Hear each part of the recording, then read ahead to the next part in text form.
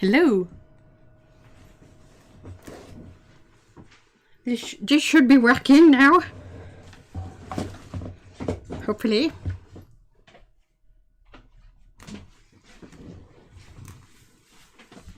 Ça c'est frais.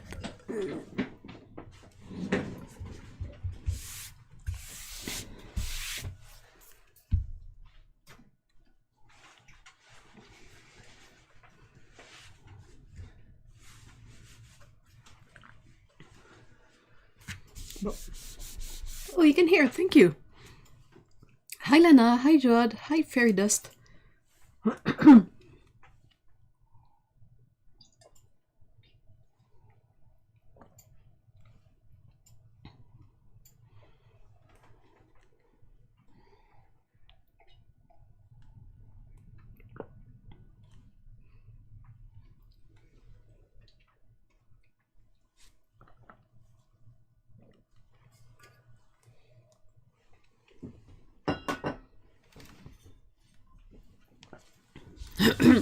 Sorry.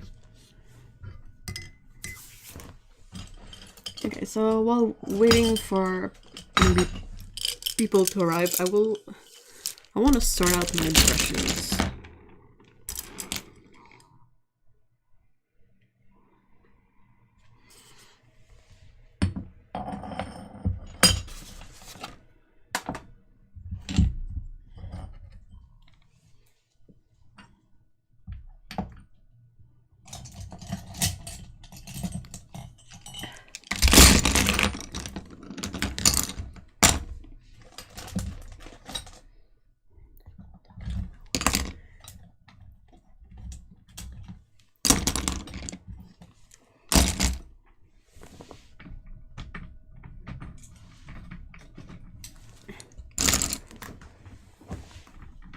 Okay.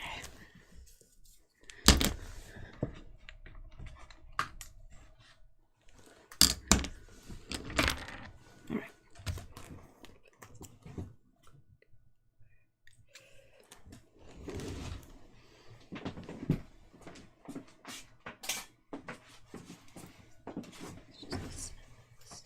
Hey, Bugs of Paint, hello. How are you doing?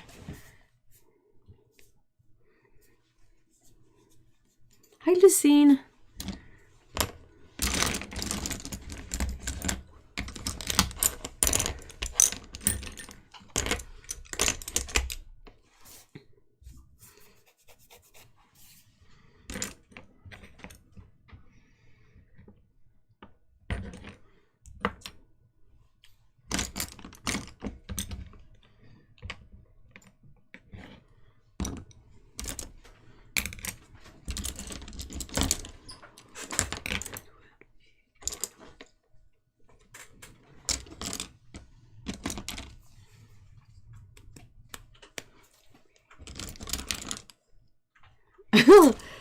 Hey, Lise!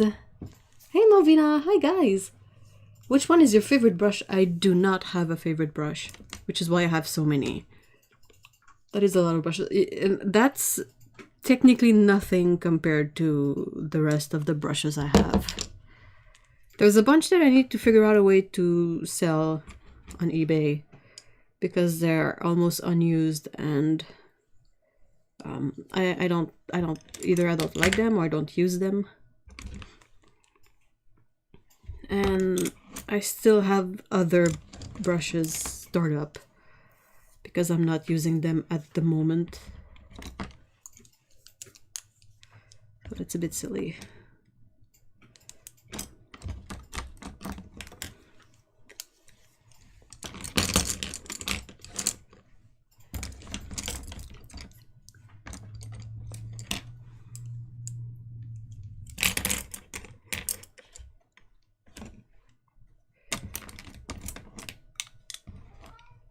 Il se passe avec Squat.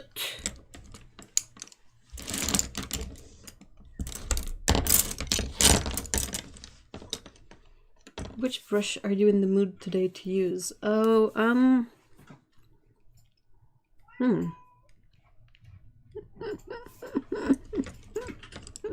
Sorry, I'm laughing because the Scout is yelling somewhere in the apartment. Probably either the Princeton Heritage. Yeah, these are the ones that I'm currently sort of testing, in the sense that I'm using them more to see if I like them and if they keep their point well. I also have a bunch of brushes in here that are more for acrylic, like cheaper brushes of synthetic hair. And these are acrylic brushes too.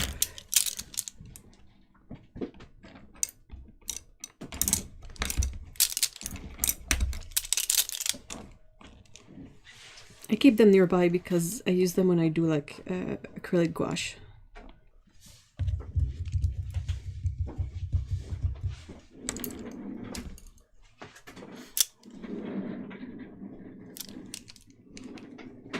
Hey April! Hi Dominic!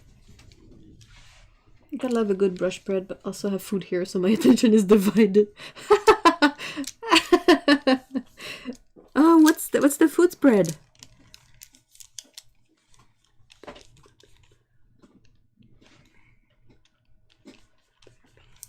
So these are mostly the brushes I keep for acrylics. They're really inexpensive Simply Simmons brushes. And this sort of unbranded one. And I have a couple of Pro Arte acrylic brushes in there too. I still think brushes are one of the trickiest art supplies. I agree, that's sort of why I ended up with so many. Don't do that. Please. Try to avoid it if you can, but it's difficult. Because you try a brush and then you're like, okay, not in love, but not hating it either. So you just set it aside, and then you try another one, and then you set it aside too, and then you try another one. And these are the Frau Holle and Da Vinci Florals brushes. I like that they're all synthetic, if I remember right. That's what I'm trying to do. I'm really trying to only buy synthetic brushes, if I can. It's really easy to not like a brush. I know. My main beef with brushes, like there are two things that generally annoy me with brushes. One is if they keep a point or not over a period of time of use. And then if they're too big that it's difficult to rinse the paint out and it takes forever to rinse it out. That's like two things that I really don't like. Fresh pasta, ooh, with sauteed broccoli, and other greens, garlic mix, fresh parmesan, and organic. One meatball.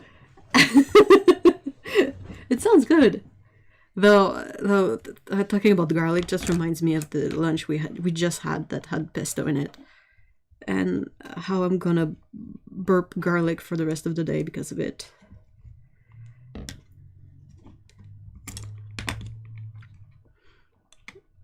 I have more Da Vinci brushes here. These are for inking with black ink. Da Vinci, that's a synthetic, real.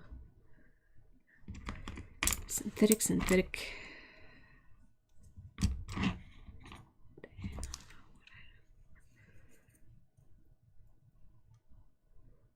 This one, the varnish on the wood is already splitting. Just not nice.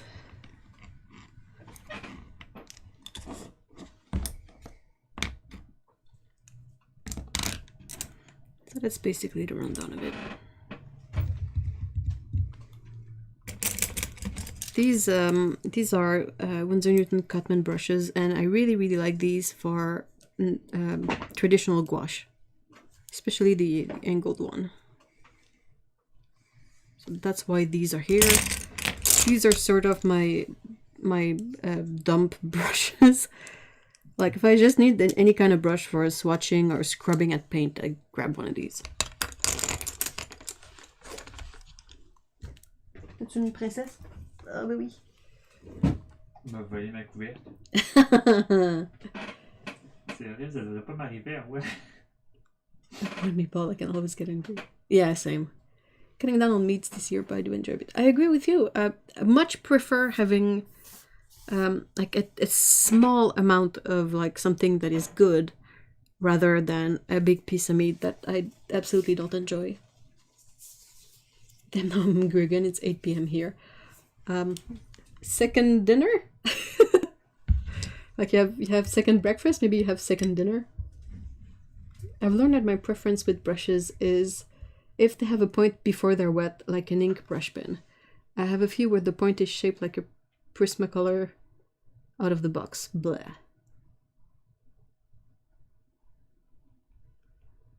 What's the shape of a Prismacolor out of the box? Yeah, I'm glad you agree, Lise. I find it much more sustainable too, because it's a bit unrealistic to expect everyone on Earth to stop eating meat. So I much prefer to try and make what I consider intelligent choices rather than like blind choices. Otto! Hello! I'm so happy to see you! What are we up to today? I was just sorting out my brushes for now, because they were all jumbled up in my various mugs that I use to keep brushes.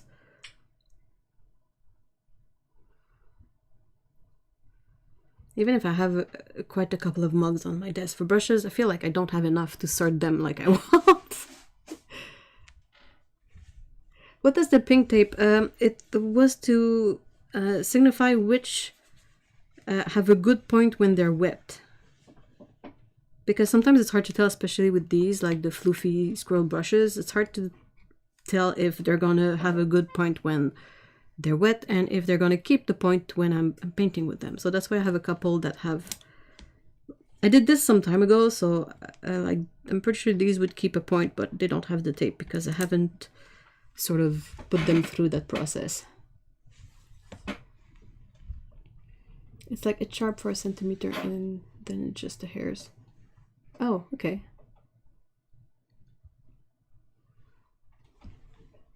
Yeah, well, at some point I tried sorting them out, like to keep the one that keeps a point, but that didn't work out either. And mind you, this is like, I probably only need like at most 5 brushes to be able to paint, and here I have like 30. But there's a couple, like I said, that are very dedicated uses, like these are for inking.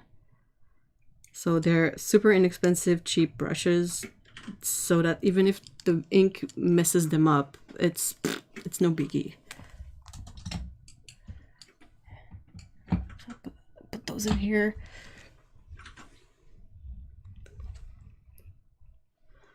I'm sure you've done this already. Oh yeah, sure. Okay, hold on.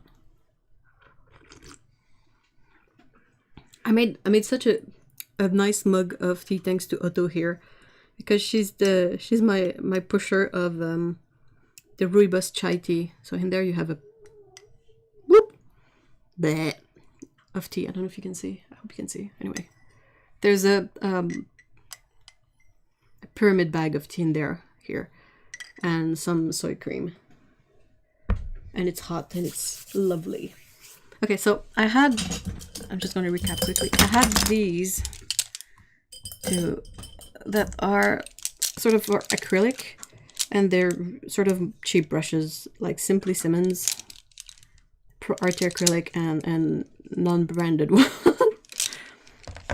Brushes that it's okay if they get messed up, like no biggie. I had the inking brushes that are whatever is good and cheap. Lettering number runs off of brushes far too easily as well, and you don't really notice until it's replacement time. Yeah, that's annoying. Though, I've never used a brush to that point. But anyway, these are Winsor Newton Cutman brushes that I keep for regular gouache. Mostly this one for just about everything, and I have a bunch of round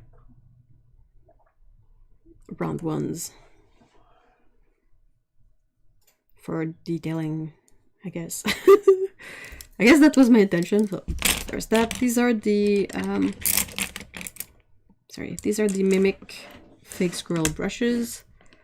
These are a bunch of mixed Da Vinci, unbranded,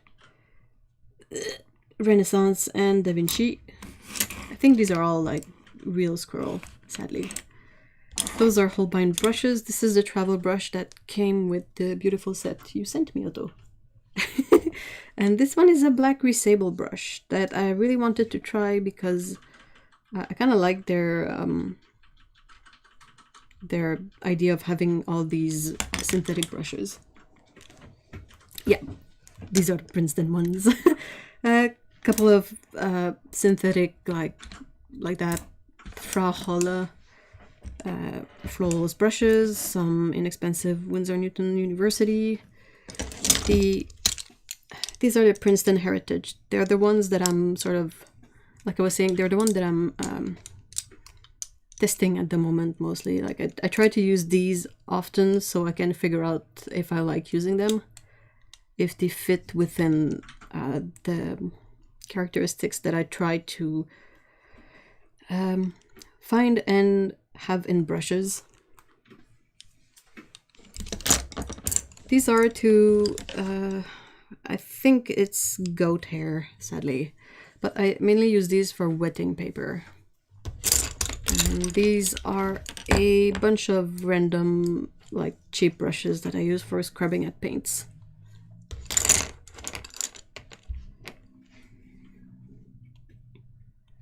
Yeah, it's nice to see that the chat is back, Otto. I don't know what happened, but bleh. Hey, Anastasia, hello. We got the fish a heater. Oh, but Emerald keeps stealing the radio eat. Everyone else is frozen. Hey, Sally. I love the Princeton Heritage so good. Yeah, they were not available around here for a long time. It's like instead of they took them away from you to bring them to us here, which I don't think is awesome. But like I can get you some if need be. Yeah, I know who I'm sending them to. Though to be honest, so far they work quite well. It's only this one, like this 16, and don't know if I'll ever use this. This is big.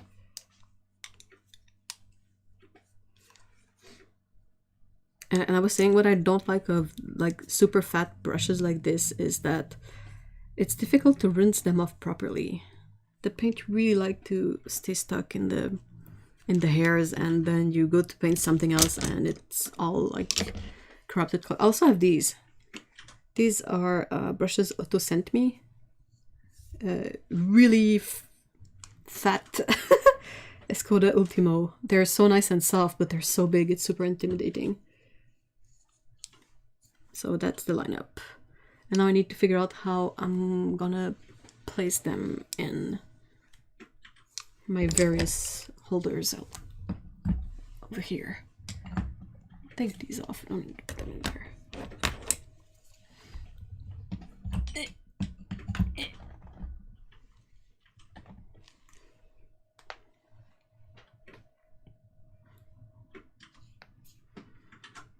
Cool.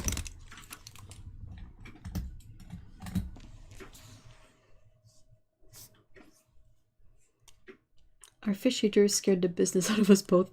The fish get right underneath and it creates a little whirlpool, so they stop moving.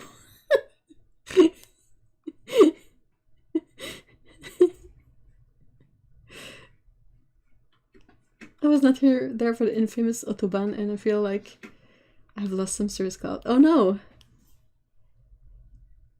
Hey, it was just weird, like Otto could no longer talk in the chat. It was broken. Talking about brushes for scrubbing reminds me, does anybody have tips for remembering to switch brushes, especially to scrub and such? I know I end up using the same brush for everything, and then it's like, oh no. Yeah, I kind of do that too. So I'm sorry, I have no no trick for you. And I put them generally, I put my brush in this mug. one of my bajillion cat mugs.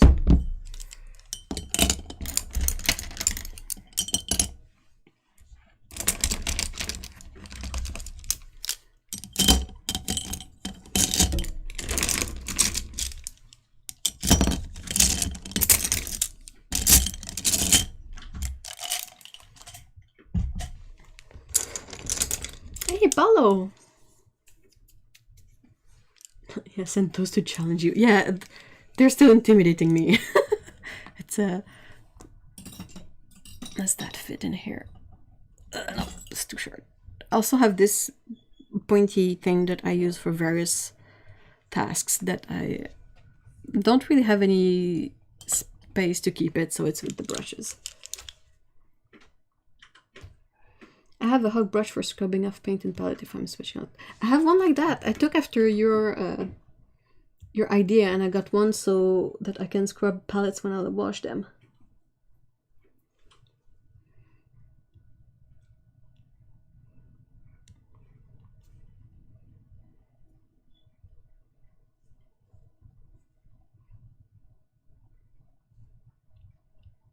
I have my brushes in a TARDIS mug. Wow, my boyfriend has similar looking cat mug. Like, how? That's so cool. I have my acrylic brushes are not in a mug. They're in a cute cat vase. But I mean, like, it's so freaking adorable. It's from Japan, actually. Spooky and his friends. It's just so cute. And I have like a bajillion other cat mugs over there with pencils in them. Hey, Ari! Hello! Pointy tool is very useful. I have two, actually. Like, they're useful to scratch at things, mix paint. Like, the pointy bit is really, like, pointy and will definitely poke a hole in you if you are not careful, but it's so useful for everything.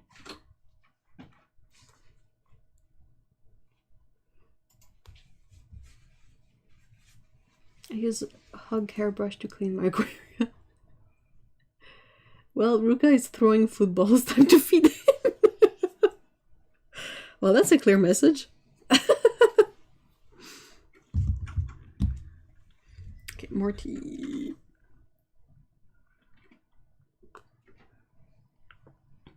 Pointy tool is like an owl. You know, for book binding and the such.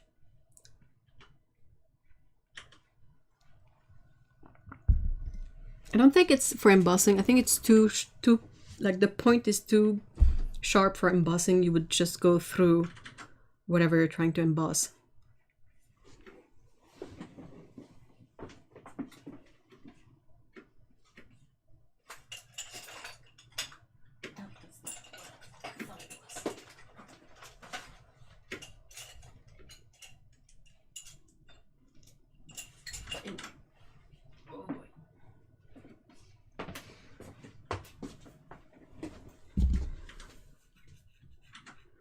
Basically, Evan and I have very similar.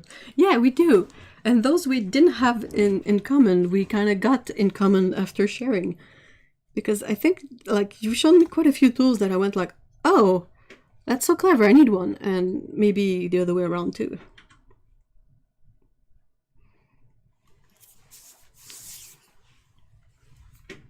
Sorry.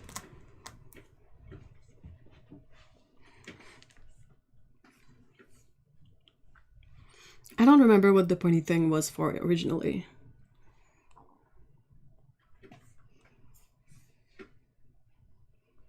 Oh yeah, the tube opening tool. That one is a end saver. It's the gripper tool from Golden, and it's amazeball.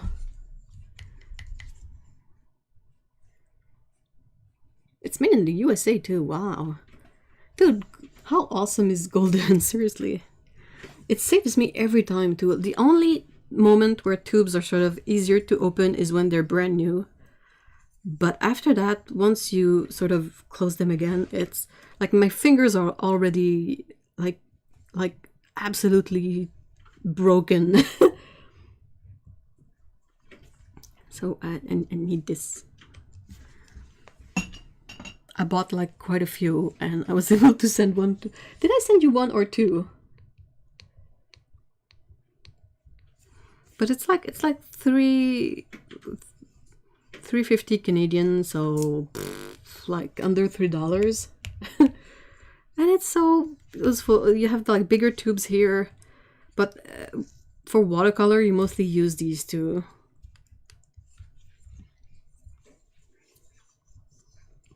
Especially when I make big dot cards where I have to open like 100 tubes, it's a godsend. Oh, I need to sneak another one in the next package I send you, so you have a backup.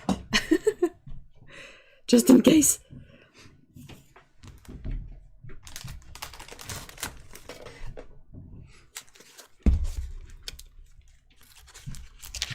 I spent the day yesterday drawing cat paws. So I drew a bunch of cat paws. And cats. Backup tools are super duper appreciated. Yeah, well, I definitely have some left. I just need to locate them and add one in the next thing I send you. Did you got around to trying the spicy wings crisps I sent you?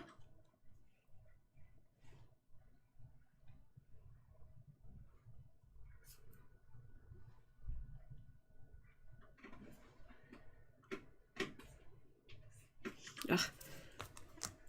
I need a pencil. Ugh.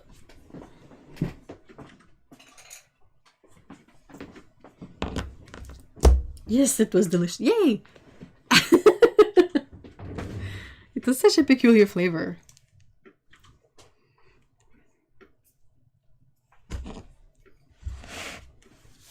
Oh, of course. It's really fun to send you weird Canadian snacks that kind of make no sense, really. Like the maple leaf Cheetos ketchup flavored was particularly random. Do you have a basket to just throw in stuff to send to me? It's not a basket, but whenever I start a collection, I grab a box, like a cardboard box, and like that's the dedicated box for this this specific parcel, or unless it becomes like to the wrong size. But yeah, same. It's like, oh, I need to send this to Otto, and it goes in the box, and everything just goes in the box. And then at some point I'm like, oh, and Mystery's like, why is this box in the way? And I'm like, okay, I'm gonna go send it.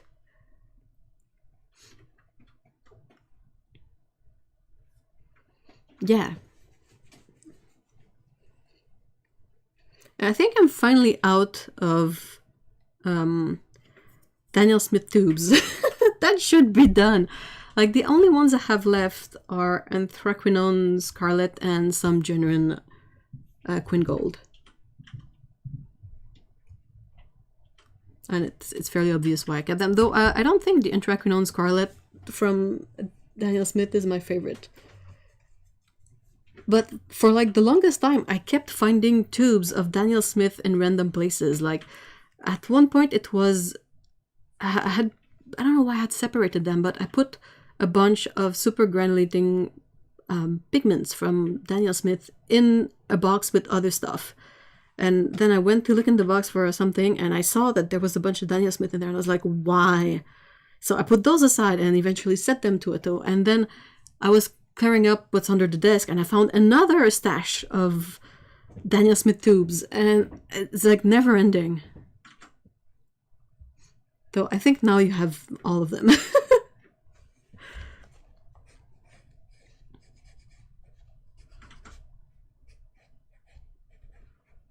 Did you guys get anything fancy from the Black Friday sales? Lol, habits of a watercolor hoarder. Yeah, dude.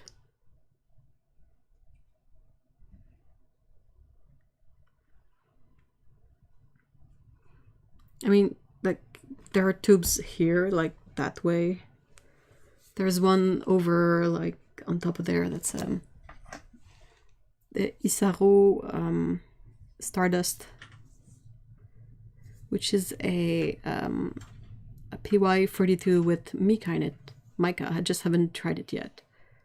It's like a kind of a slightly shiny golden color. And yeah. There's a gouache here, and your paint stash sounds like my nail polish. Yeah, I'm glad that my nail polish stash is literally these three, and it's not gonna get any bigger unless, like, the only caveat I've put in place is if they have a bright blue that I like, so that I can end up having, like, as much as I hate red, yellow, and blue for painting, I really like the colors for sort of everything else. It's more muted than like magenta and cyan. But yeah, if they come up with the sort of, I would love it if it was like manganese blue. That would be like the fourth color in there. But that's it. No more. I'm very grateful for your donation. Oh, I'm super happy that the paints have a use with you. It's a lot less stressful. Waiting for Cyber Monday. Oh. Are you like, do you have your sights set on some specific stuff for Cyber Monday? No Black Friday stuff for me. I tend to not be a good enough planner to consider Black Friday, and also the sales are not very good here in Denmark. Oh. Jackson's had a couple of interesting sales. They had the floral schminke palette and the mixing palette at fairly nice prices.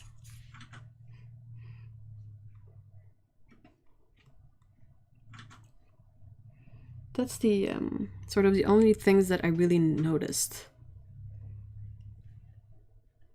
Hypno white, no. Why would I want white nails? Seriously. I'm super pale. Like, it's just gonna be weird.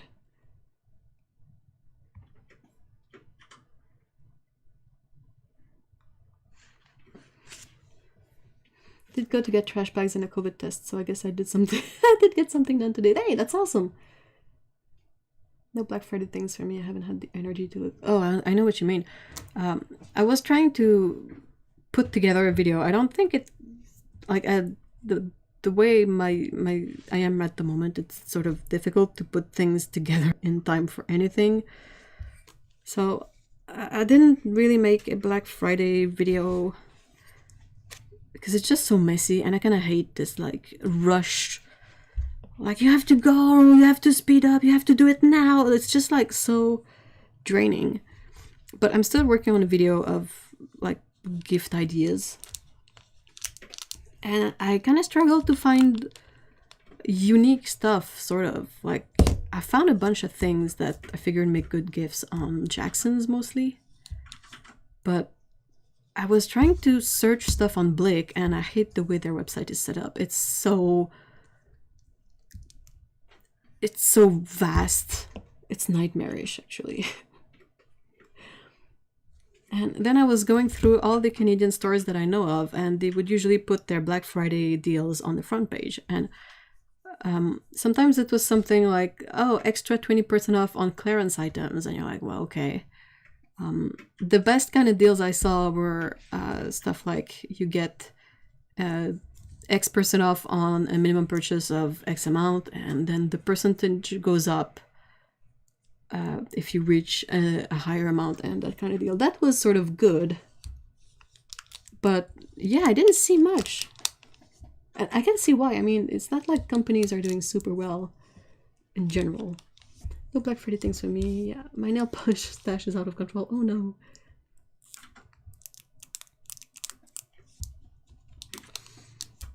Otto, do you think the Christmas market will sort of calm down somewhat? Like, maybe, is it open during the week? Do you think it would be nicer if you tried to go during the week or something? Ah. I have a list of stuff to look for. I'm not sure I'll get a good deal on everything, but I have enough saved. That's awesome. You're more organized than most people I know. Pretty sure there's a good manganese blue. Oh, I know there is one, but I mean, in this brand. I don't want to buy another brand. Like, this one is It's good, dries well, keeps well, it's vegan, it's 20 free. So I'm waiting for Revlon to put out a manganese blue color in this range. And they might never do, but...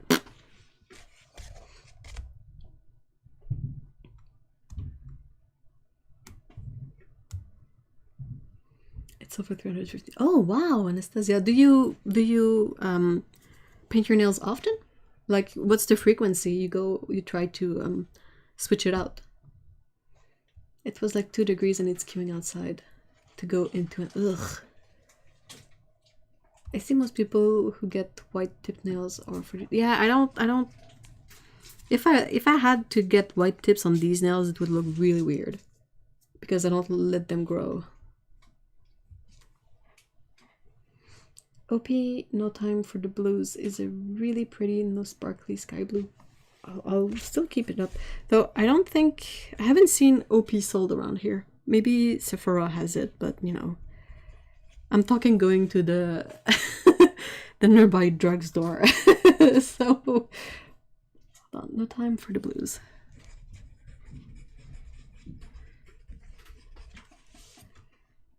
I need an M-gram cell and a watercolor paper cell very soon. Oh no! I like white nail polish as a base for smoosh nail art in bright color. Oh! Is that when you sort of transfer a pattern from a blobby thing onto your nails? And honestly, these days there are always sales going anyway. That's the fair point. Agreed on the upsetting Black Friday rush. Yeah. It's just thinking about it and my energy runs out. Hey Holly, hello. I use white nail polish to coat lids of Altoid boxes for little paint boxes. Does it keep well? Out of curiosity.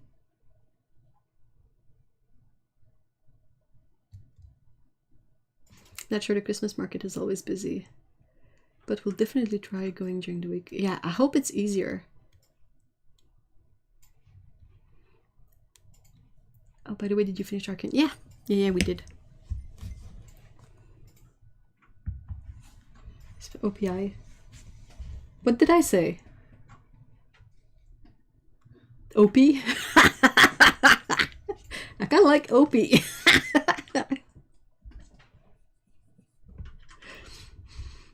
Oh. Okay, we don't have Revlon here in Russia now. Oh no!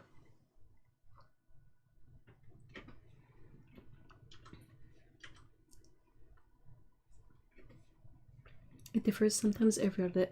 Well, in that case, you have a use for a lot of colors. Like, if I think about it, I might do it once a month, so it's not a good idea for me to go like, oh, let's get all the colors!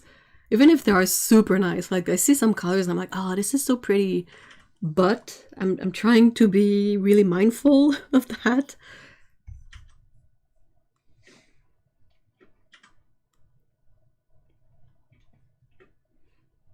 I have some white and it does look like whiteout or Tipex, but it is fun for little stickers. Yeah, you guys are much more into this than I am.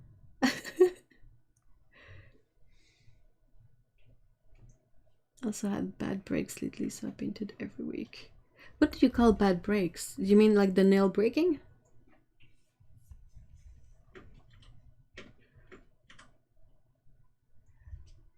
I would love to see Boxa paint nails. I destashed just over 100 bottles one. Ooh, wow! And I haven't bought any new since. Well, good job. I almost only wear nail polish when performing, so I have started just buying very small bottles. Yeah, I know that I said OP. Kind of cracks me up. It's so silly. OPI. But yeah, like I know that OPI has teeny tiny bottles, but I don't know if they sell them outside of like sets.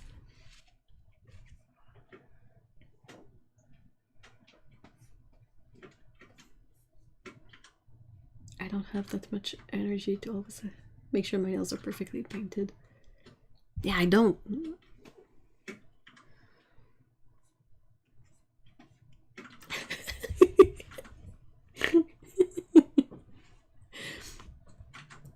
Paxabay says, we're taking photos and things, and Clive casually told me that I need to tart up my nails. That's so funny. No, it's when you use cling film to dip into nail polish and then smoosh. Oh, interesting. Even Animal Crossing is getting Black Friday sales. This is getting out of control.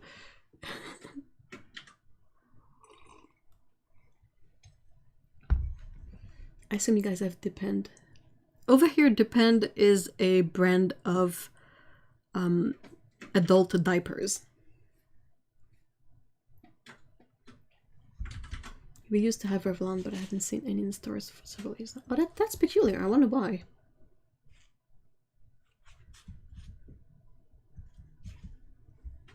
I'm sort of annoyed that yeah, I was really mad at the very ending of it. I was like, dude, what if there was no second season? That's how you want. Ugh. Yeah, the show ended, and both of us here started like yelling at the TV. Yeah, I broke the same nail twice. Ouch!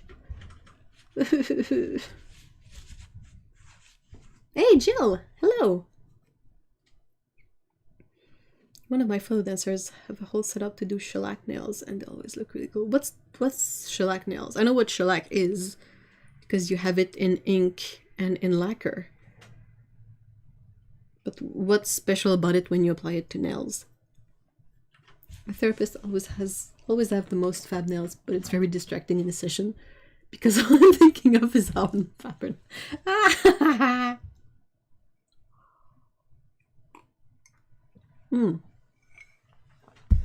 like super long nails.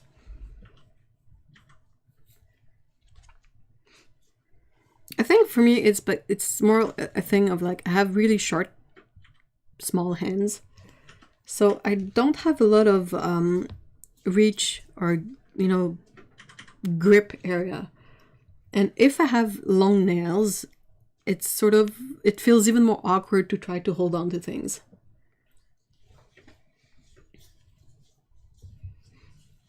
So yeah, and I get really annoyed when they are like just a bit long and I'm like, ah! And I cut them off.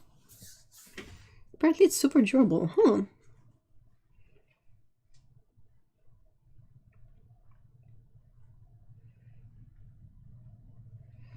I'm always like, show me your nails!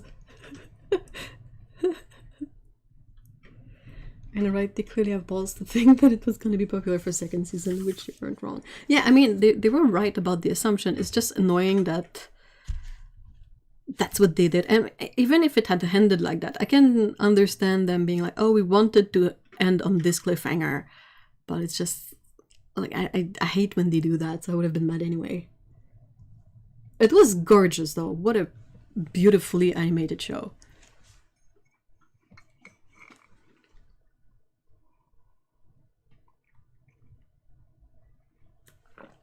Shellac is a gel nail polish brand, I think. Oh. I can type if my nails get... Yeah, me neither. I can't do anything if my nails get too long.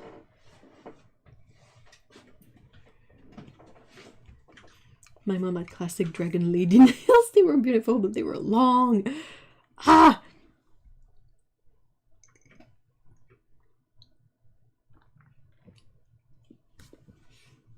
I can't imagine Ev with the cliche secretary 12-inch long nails. Oh, how do you even type with those?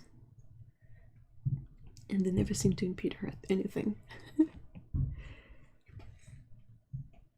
Same when my nails grow longer, it feels weird. Yeah, I feel like I lose dexterity. I never got into gel polish since my nails grow quickly and I hate seeing the growth. I need to repaint pretty frequently, and gel nail stuff was still quite expensive back when I was really into it. Oh! I used to have really long natural nails. I studied computer science, used to drive the people in labs mad with my click click clack. Oh no, Otto! Hey, thank you so much for stopping by, Holly. I hope you have a safe and happy holiday season as well. And I hope it goes smoothly.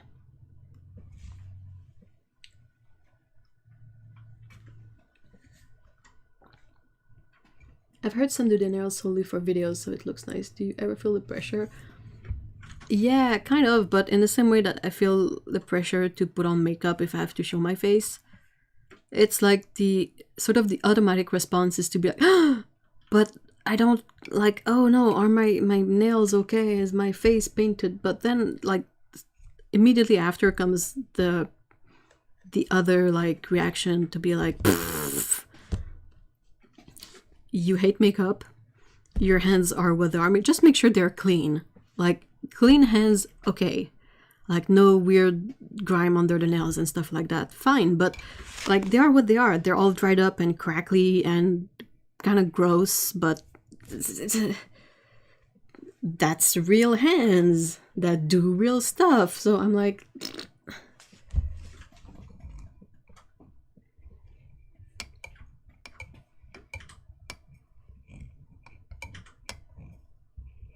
now I'm like, you cut them off as soon as they're long enough to cut them. Yep, that's it. And like use an emery board to smooth it out and be done with it. Look like you got into it, sounded super against it when I mentioned it. Arcane. Well, the thing is, the first 3 episodes are not my favorite. I think it gets better after that. But I don't really like Jinx as a character, just because she's not really my type of character. I think they did a fine job with what she is, but yeah. And I thought that in the first 3 episodes, no one is particularly relatable. And it gets better in the subsequent 6 episodes. So yeah, it sort of became easier to watch.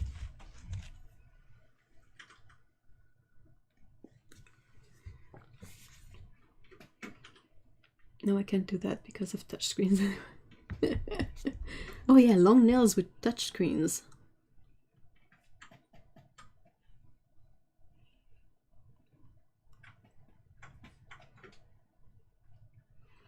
I feel the pressure to keep my hands maintained, like moisturized, clean. I always cut my nails before doing a batch of filming. I have so many opinions on nails. What are we talking about? It's called Arcane. Arcane. It's an animated series on Netflix. And it's really loosely based on characters from a video game, but I don't think you need to know anything about the video game to enjoy the show. I knew nothing of the video game and I kind of enjoyed the show, especially after the first 3 episodes. It's sort of presented in 3 arcs. First 3 episodes are an arc, then 4, 5, 6 a second arc, and the last 3 are the 3rd arc. It is beautiful though, like visually, and the level of skill in the animation is mind-blowing. It's the best I've ever seen, honestly. I was blown away. Sorry. I was really blown away because they add so many micro animations with the characters that make them react really naturally. It was so good. That was so good. Like the animation, I would regularly be like, "Oh my god, did you see that? The small blink at that moment," and whatever. Like both Mr. E and I, we studied animation, so we're kind of like a bit too into it. Oh wait. Whoa. That's lovely.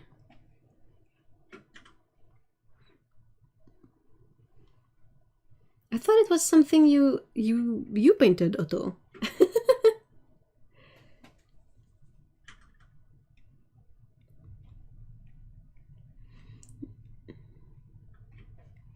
I once saw some lady comment on Marty Owen's channels that his nails were too long and it was nasty and unhygienic and would make people unsubscribe. Oh, someone's got issues.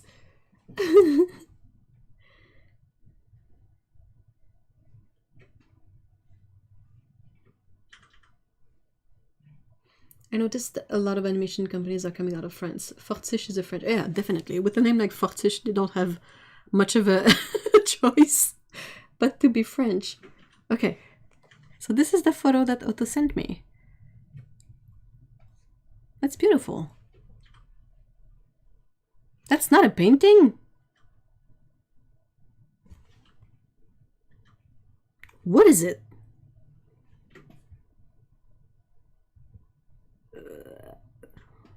Dude.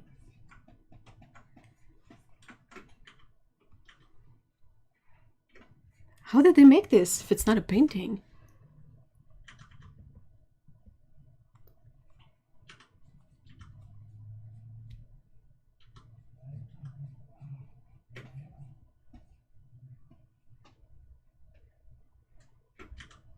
Is the show based on LOL? Very loosely based on LOL, Palo. It's some of the characters, but and you will find some words that will be reminiscent of the game, but it's aside from that.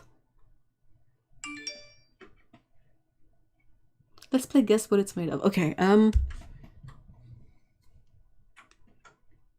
what was that notif? You guys all saw the the weird notifs that I get.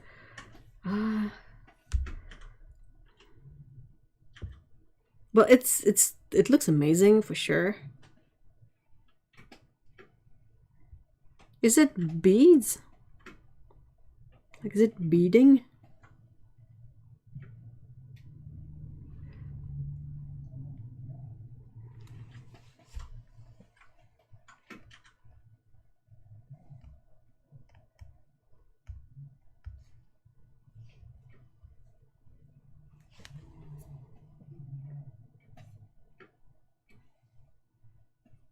Is it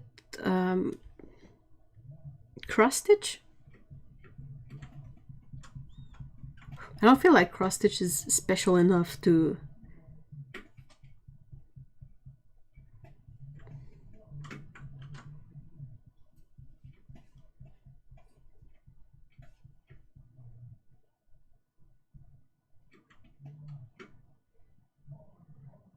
Is it made out of matches? It's tapestry. What? Whoa. Wow, that's so cool.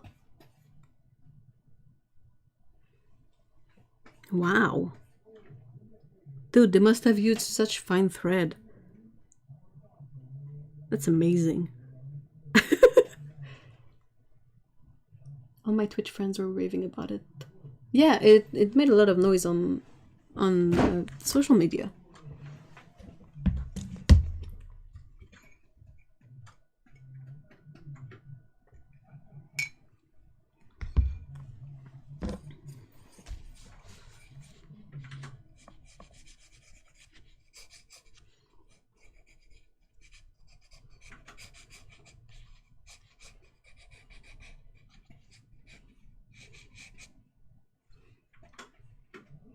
By an artist called Joe Barker.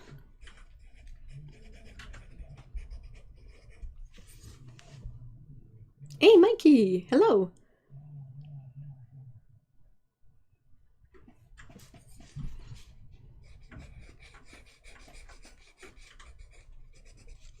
Victor was my favorite character from Arcane.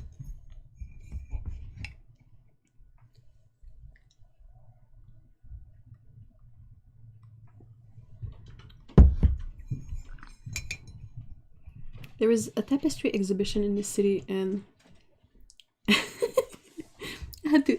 Well, I mean, whether you like yarn or not, it's still very interesting to go check that stuff out, especially if it's a sort of a easy access exhibition.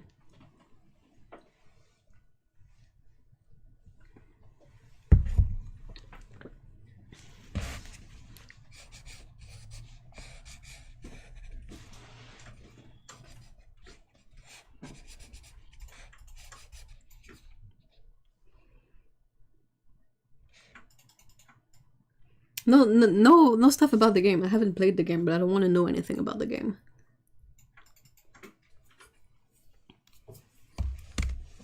The only thing I saw about the game is just the look of the characters that are in the series and in the game, and just how none of them, except maybe for Jinx, look like their game version.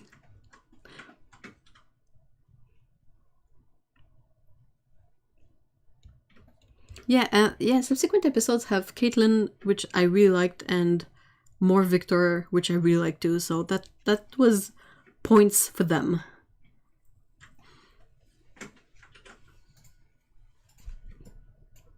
My hub's choir sang at an old church and they had the creepiest tapestry I think I've ever seen. What was on it?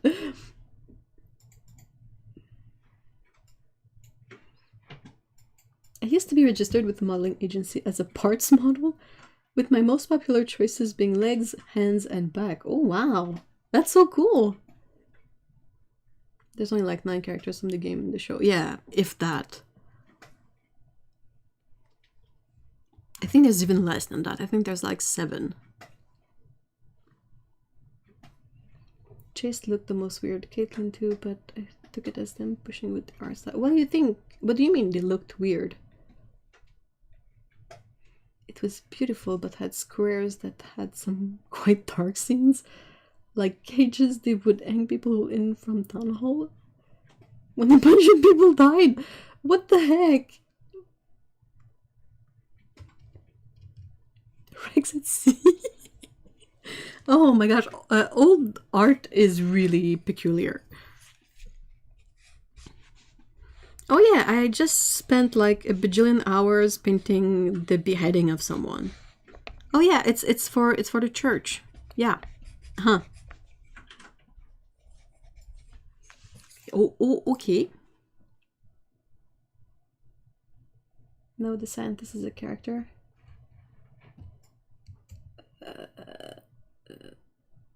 Yeah, I know. Singed. You had like the singed the dude with the shimmer stuff. You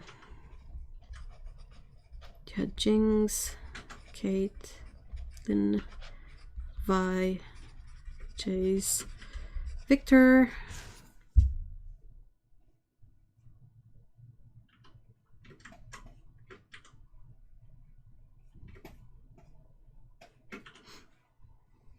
Hey, Jellybean, hello.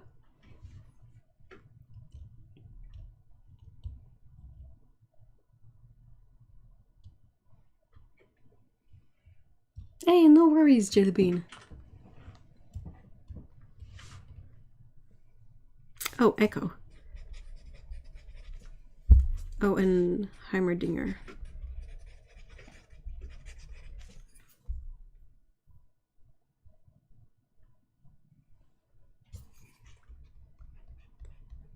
That's 8.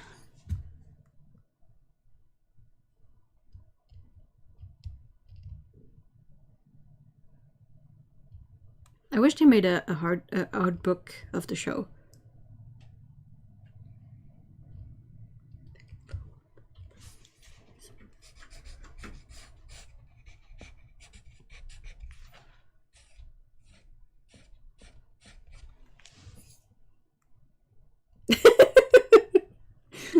What are people's thoughts on the Wicked movie? There's going to be a Wicked movie? That's a good reaction.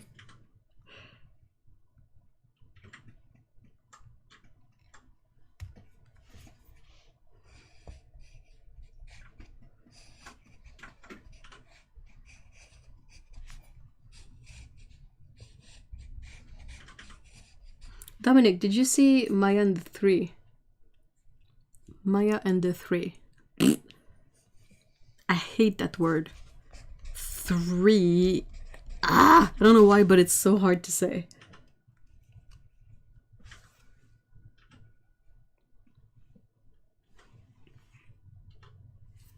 Oh, Deadpool 2 is hilarious. Can they postpone indefinitely the Karen movie? There's a Karen movie?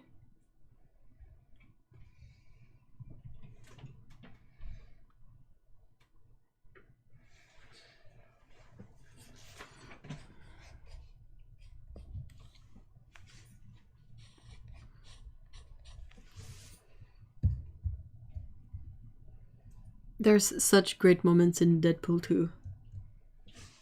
It's so stupid, but so good. I'm just bummed that Gina Carano turned out to be kind of a shit person.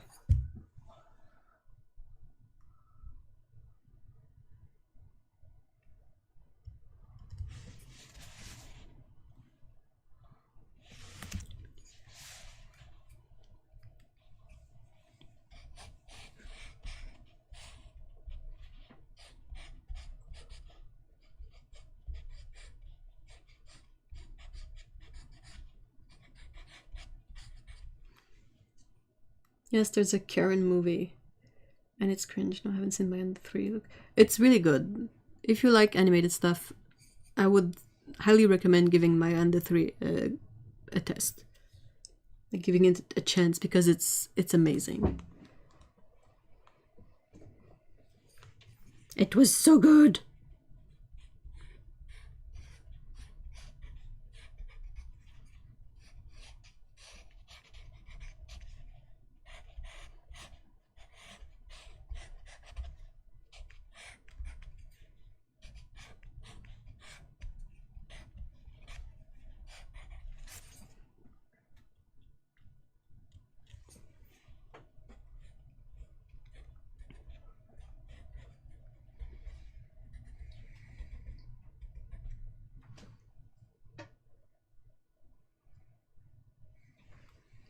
My Under 3, it's... Oh, what is it about? Hold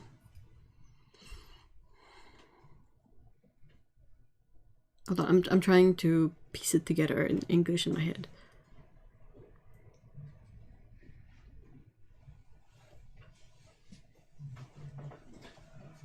It kind of felt a bit like the retelling of a... gee, words are failing me.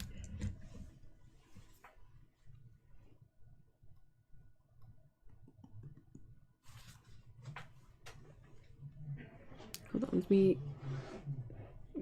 look up this word.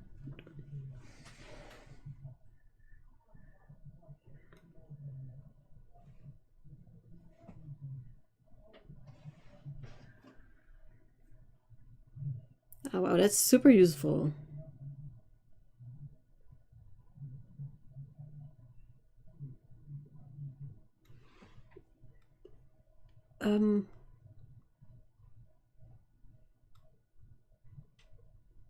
But yeah, it's the setting is like Central America, and it's a fantasy story, but it's really grounded in all the mythical lore of Mexico, the Mayas, all that.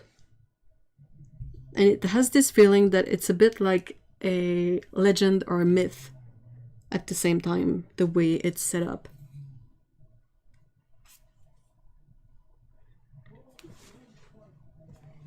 I'm not doing a good job about it, but it's really awesome.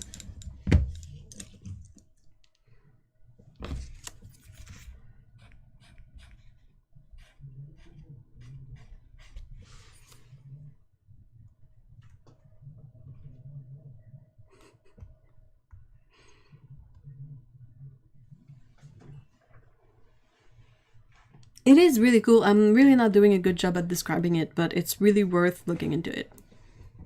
And also, the trailer is interesting, but it doesn't necessarily portray what kind of show it will be quite well. It's really funny. There are like funny moments, there are good action scenes at the same time, and a good story overall. And it's one sort of series that ends. It's a bit like a 4-hour-long movie that you can watch in segments.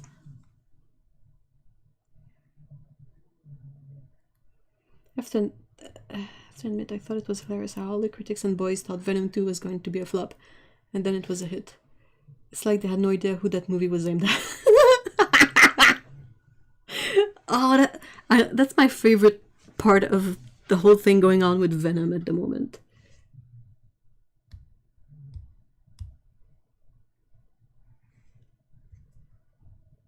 Oh man, I need to see Venom 2. I haven't seen it yet. I really enjoyed the first one, and mostly there were bits of the like story itself, like, you know, there's always this big mean guy story, blah blah, in all movies with superheroes, and I was like, but like Venom, Eddie Brock, Annie, the girl, like all the characters are really cool.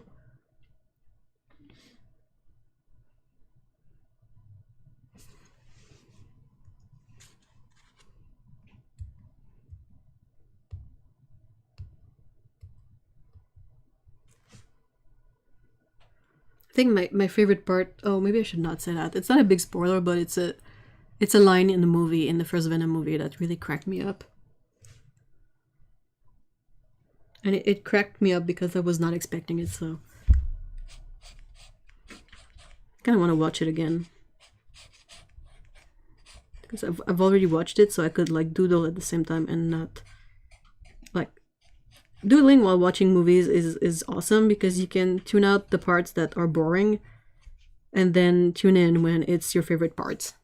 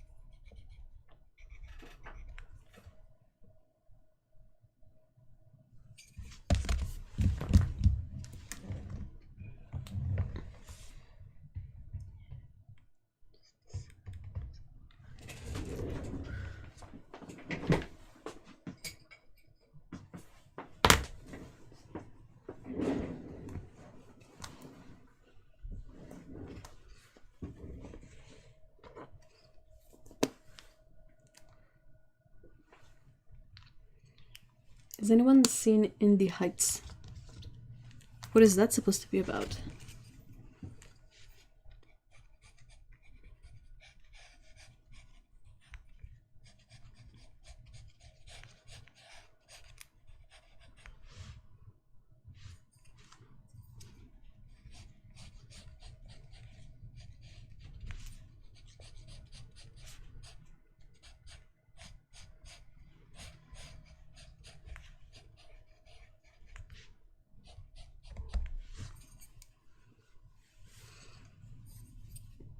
I love the musical. Oh, there's way too many things to watch nowadays. I get so overwhelmed. Definitely.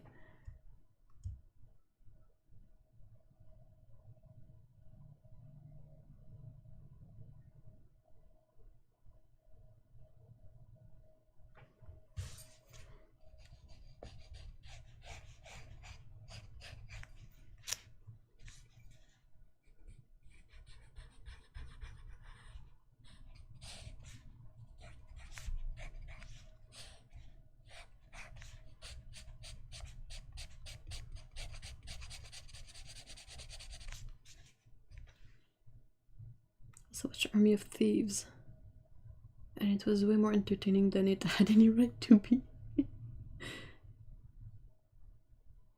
I preferred it much more than Army of the Dead, which I couldn't even finish watching. Otto watches so many movies. I feel like I always get overwhelmed by too many things to watch. I just, even before getting down to watching them, just seeing so many things, like I kind of feel like my brain goes, okay, that you don't want to see, that you don't want to see. Like it has to put some aside so that I can focus on the rest. Like sometimes Otto mentions movies and I'm like, that's a movie? What is that? It's gotta be new, right? I've watched like 4 movies this year.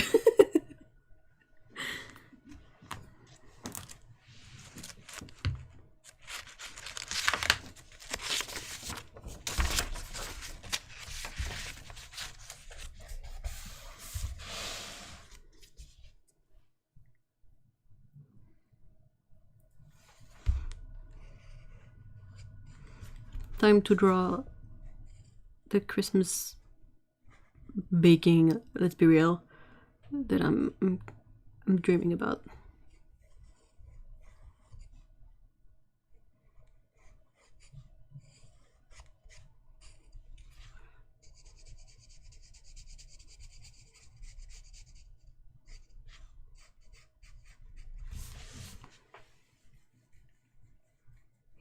I used to never watch film. My ADHD makes it super hard to sit for 2 hours. Oh yeah. Like most of the time we end up watching movies in segments. It's really rare that like we sit down for a whole movie, and by the end of it, even if I'm like into the movie, I will be squirming a lot.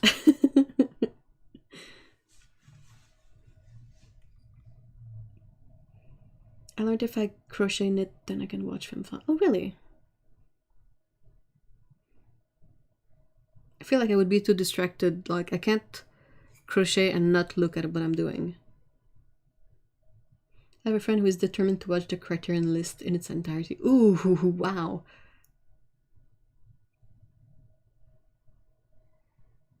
Oh, did you see Cowboy Bebop? Yeah, definitely saw that. They made a big bunch of noise about that. Hey, Alexander, hello! I watched Dune in the theaters. Yes! And almost died of satisfaction and pleasure. High five! Oh, I was so thrilled to be there. Like, by the end of it, I was like absolutely done, but not with the movie, just with being seated there in the cinema, in the theater for so long. Like, I was screaming and like, need to get up, but oh my god, the movie was so good. Like, I'm eager to rewatch it at my own pace so I can stop when it gets too much and like watch my favorite parts a zillion times. Oh, it's so good!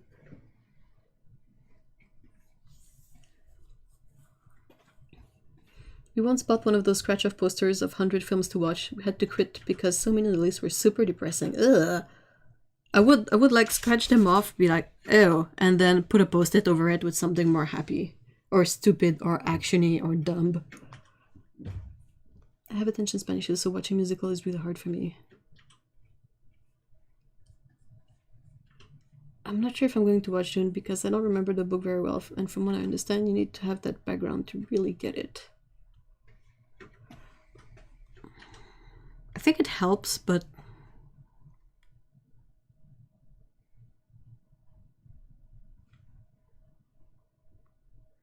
I think it's worth a watch regardless, just because it's so pretty. It is a very beautiful movie. It has like a really interesting visual look. But I hate going to the movies because, you know, people... I know, Paulo, same. It really took a movie like Dune for us to go out and watch it. And after that, we were so peopled out. We were so done with people for like forever. Never watched the original Dune. Oh yeah, the movie is something else. Okay, Dune was slow and long, but my gosh, beautiful. I know.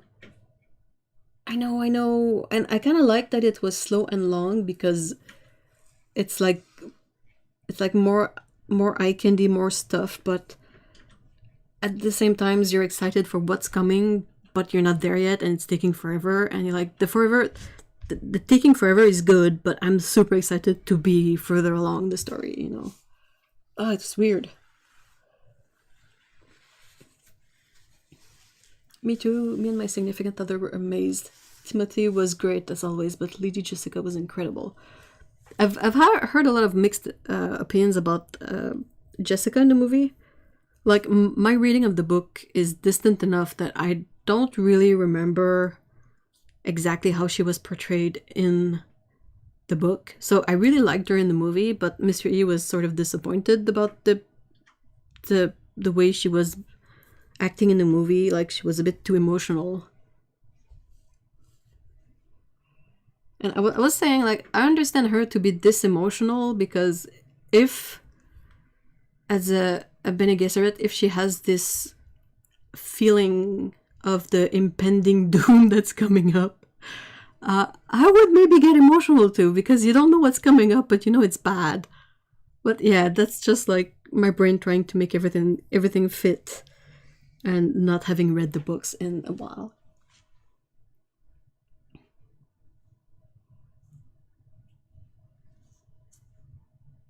Okay, you convinced me. I will watch Dune when it streams. I think it's already streaming on HBO Max if you have that. But oh man, I can't wait to be able to rewatch it.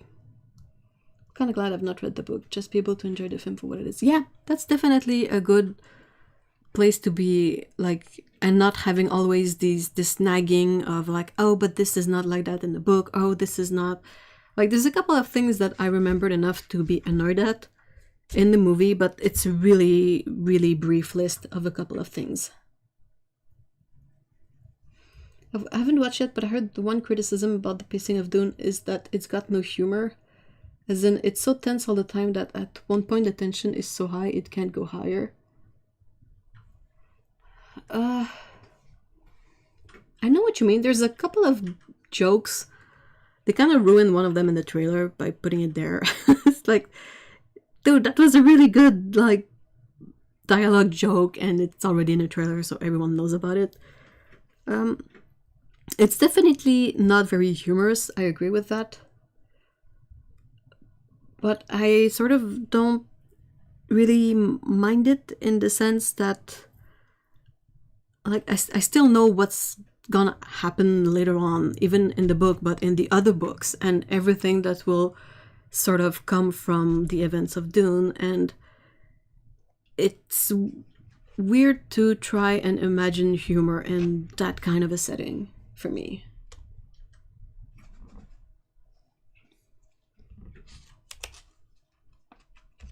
I witnessed so much pain with my husband being a big fan of the Foundation books than watching the series. Whereas the Foundation was just boring, not offensive. Oh no. Oh, that's so sad.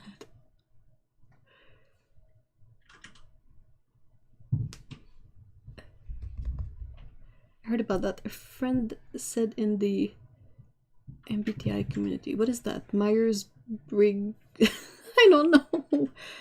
That in the book she's like an ENTJ, but in the movies more of an EN, more feeling. Yeah, she's that's she's I remember her not being as expressive of her emotions in the book, but then again, it's kind of hard to go from the book where you can read a character's inner thoughts and translate that in what you would actually see if you can't hear those thoughts. And is it still good?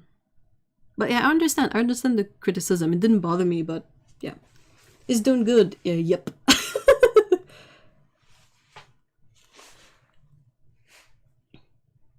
I found myth words humor in more serious film. They often kill the mood than actually help the story. I agree. Hi, Val, by the way. And it's kind of what I feel would really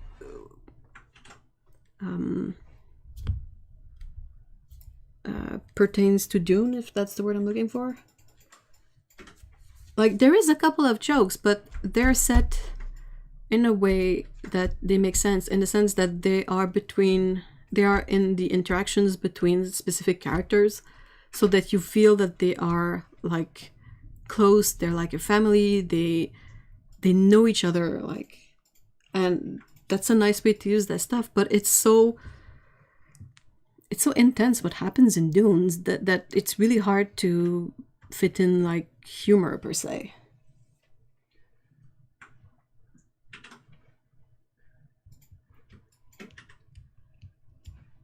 I'd imagine probably the same amount of humor in something like Game of Thrones.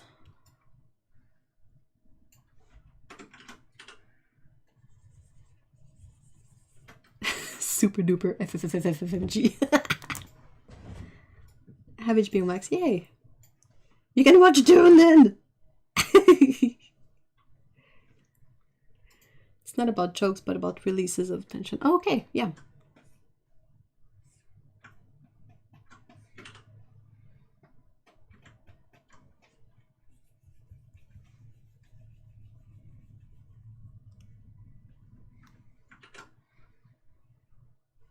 I understand what you mean, the release of tension, but at the same time, I'm kind of glad that the tension keeps up, because first, it's only one half of the whole thing, and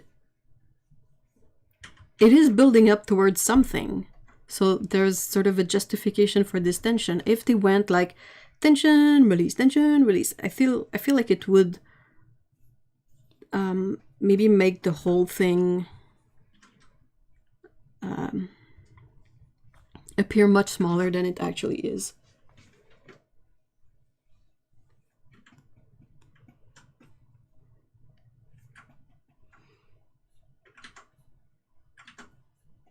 Yeah, but Dune is not about jump scares.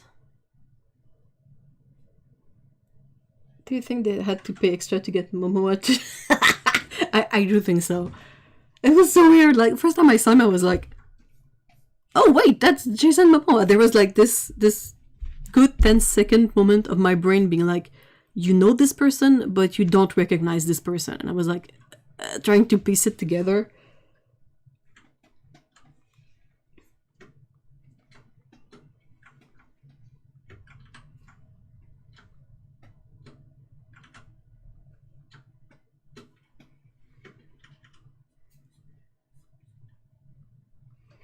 Oh yeah, back when Demi Moore shaved her head. Oh my gosh.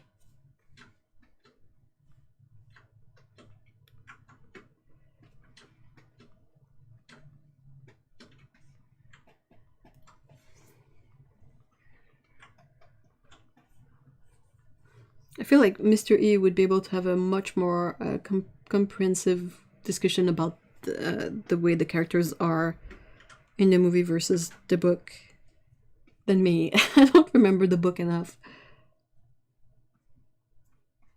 I haven't watched it yet, but I do remember reading a really long book that was entirely tense with no release moment, and oh wow.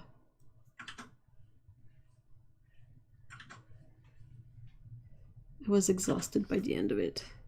But I mean, if you take Dune again, most people I know, they have picked up Dune and have not successfully read it entirely on the first try.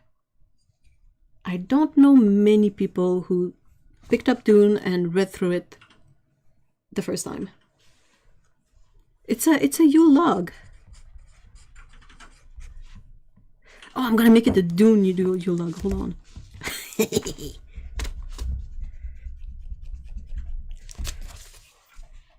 Okay, it's gonna be like old school sandworm because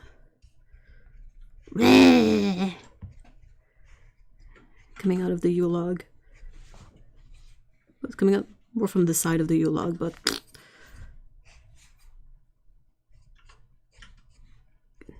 and a bunch of teeth in there, and we could have a tiny Fremen rider on top. I would so make that cake.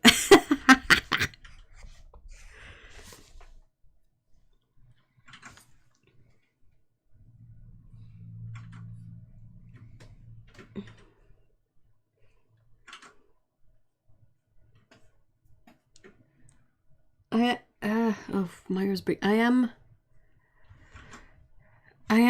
ISTP, and the I was, like Otto said, 90% introverted, like no doubt. Hey Okuni! Hello!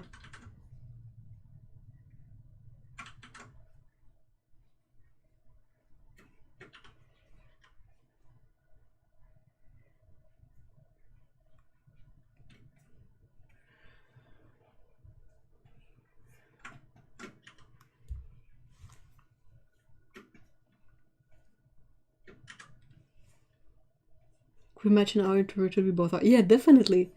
That was hilarious.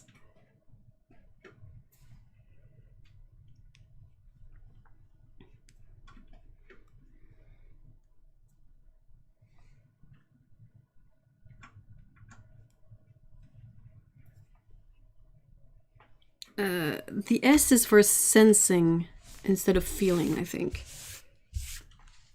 So it's introverted, sensing. I don't remember, and there's another letter at the end. And I know it's either assertive or and I'm the other one.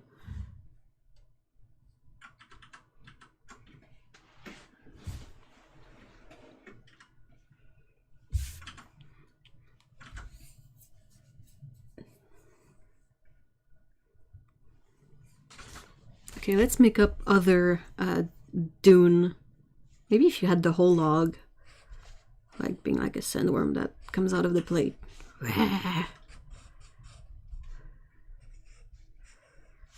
And then you had like icing, do like sand blowing out.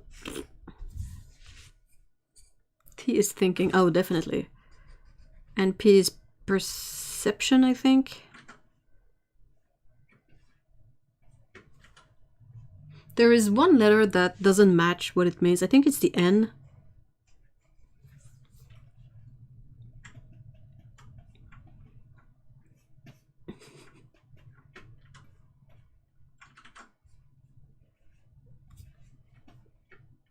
Is this really the reason why Eva's the only friend I've ever had that can talk to me every single day, can cope? Oh no, is that buffering? Or am I just not moving? Yeah, I think being so far into introverted means that we can definitely cope with... And also the fact that it's messaging, like... Messaging gives you kind of some birth if you can't deal with a message at the moment, like too much interaction going on. These thinking... Now I'm thinking of gorilla logs made from the trees and... Ew!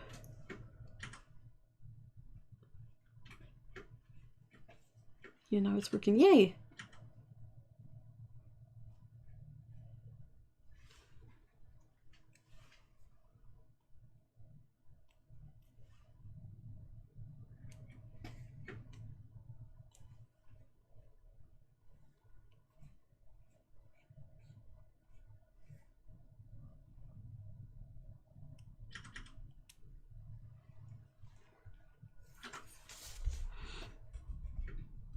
And then you make it Santa on top of the sandworm.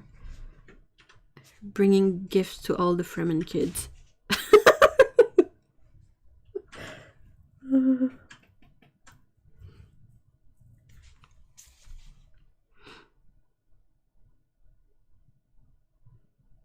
You're gonna need to have like mugs of coffee with a bit of cinnamon in them, right?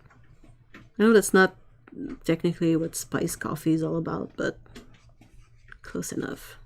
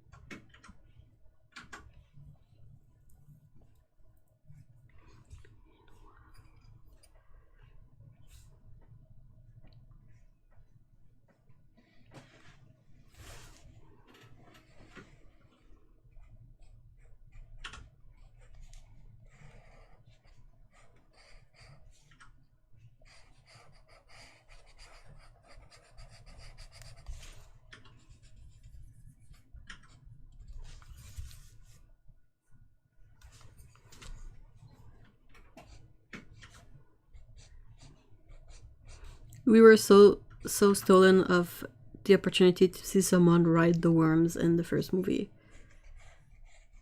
I was like, oh yeah, we're gonna see... Oh, never mind. I'm not gonna say much more about Dang.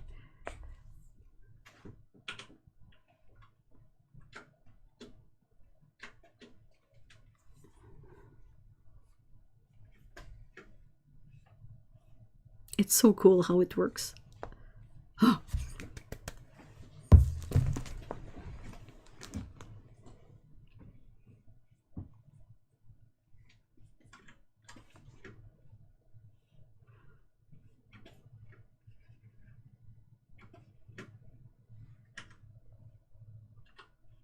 I think the only thing that bothered me in the Dune movie is the way they portrayed Thufir Hawat. They don't really explain what mentats do, which is not great for people who haven't read the books. But even more so, that's not something that I remembered, but that Mr. E told me. Thufir is supposed to be the master of assassins. And the way they have him in the movie, he doesn't really feel like a master of assassins. Like, he can't stand the sun.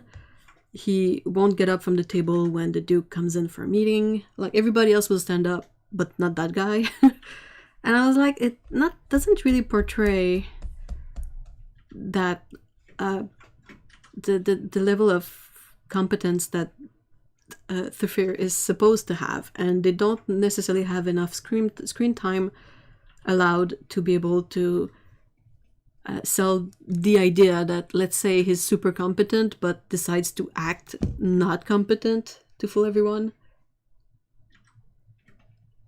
So that was the only thing that, even watching the movie, I was like, weird, huh? But they did have someone surfing the worm. Not in the first movie, I think. Did they?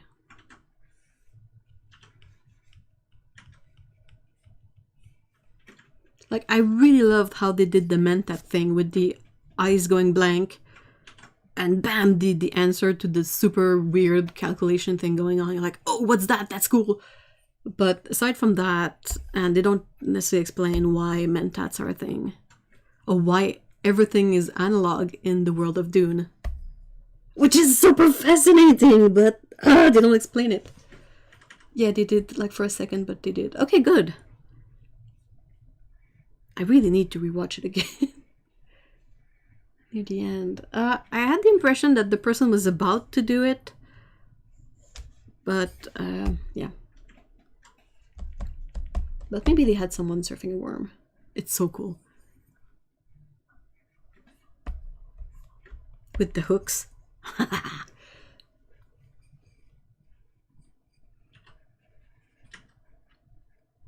Hey, Yuri! Hello! There's too much dust in the air to have well-functioning electronics. That's not the reason. It would be a reason, but dust will get into analog systems as well, where they will have an impact more if you have things that physically touch, as opposed to electronics. I hope it comes to streaming service near me. I hope so too, Lise. And they are really on point with, you know, if you try to watch it in a creative way, dude, you're gonna get an email saying, we saw that you were trying to watch this in a creative way, and we don't support that, and it's not quite legal, so please stop. And you're like, okay, not touching it. Though, I mean, come on, make it available. Like, we would pay to watch it again, streaming here on our TV. Why? Like, for a society that functions so much on capitalism, whether it's good or bad, why is there so often opportunities where capitalism would like work, and they don't set it up?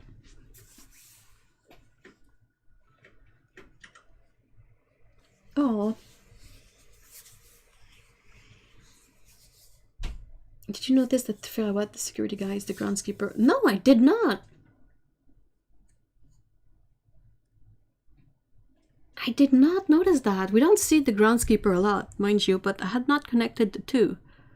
I mean, I like the actor. He has super striking features and all that. I just wonder why he was portrayed that way. The character, like, is it because let's say the actor has not a good health and they kind of have to accommodate for that in the scenes, like, fine, okay, but I mean, in this case, how about casting someone else who might give a better impression? The guy whose eyes, yeah, that's the guy.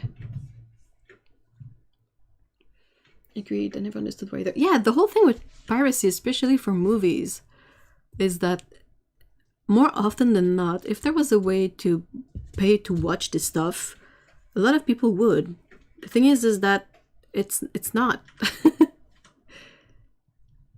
Like, I want to watch Dune again, and I can't unless I go to the theaters, and that's just a crime during a pandemic. Come on.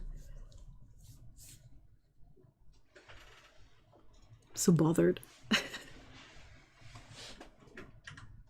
The ninth character in Arcane is Rise. I don't even know who that is.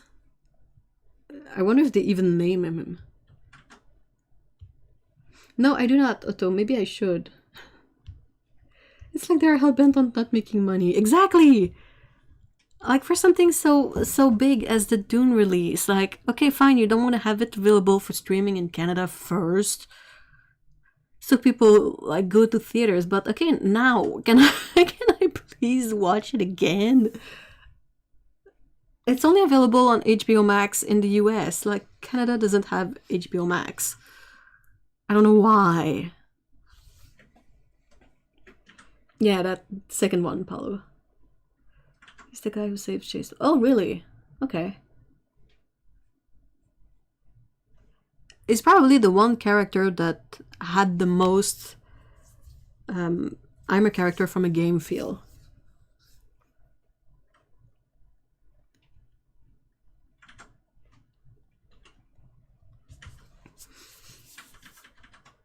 Oh, but everyone was so good. The actor who plays oh no, my brain is blanking out. Don't do that. Oh, Dr. Yue was so good too. Tefir and then Duncan. It's like sort of the three. No, you have four special staff in the Atreides household. You have Gurney, Tefir, Duncan, and I just named him Dr. Yue, and also Lady Jessica. But you know.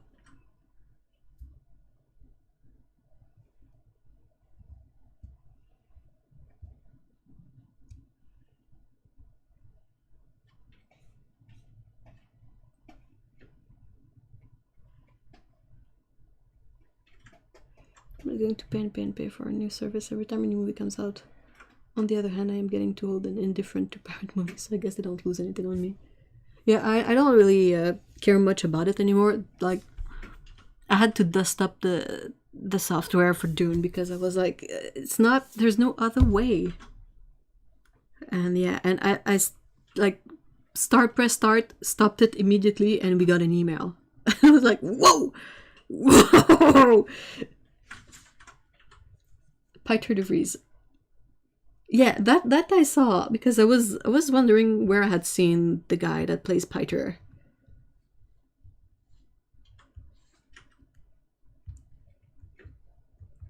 I haven't seen the live action Cowboy Bebop yet, but I saw one scene from it and it was not a good one.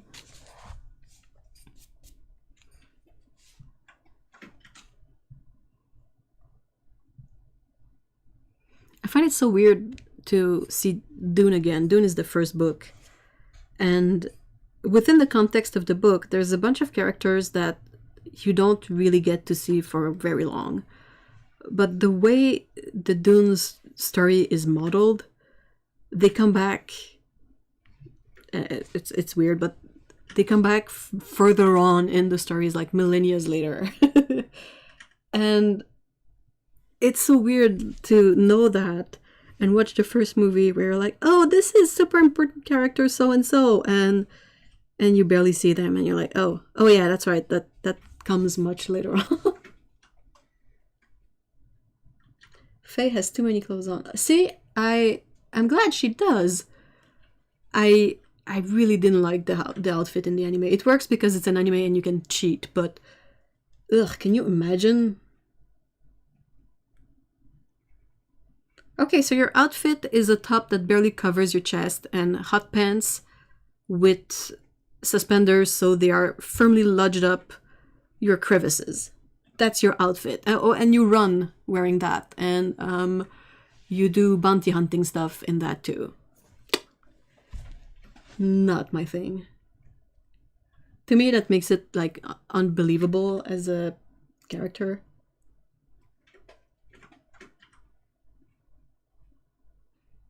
See, about the live action, the Cowboy Bebop live action, I've heard two takes.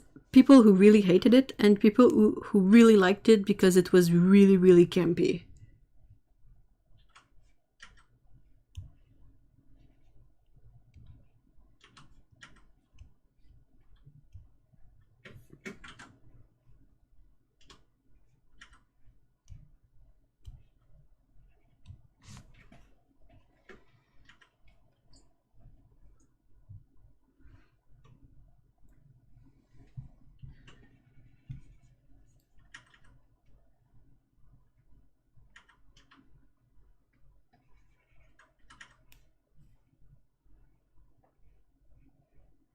the main thing with Cowboy Bebop is that it works perfectly fine as an anime. You don't need a live action version. Like, especially one that apparently sticks so much to the story beats of the anime itself.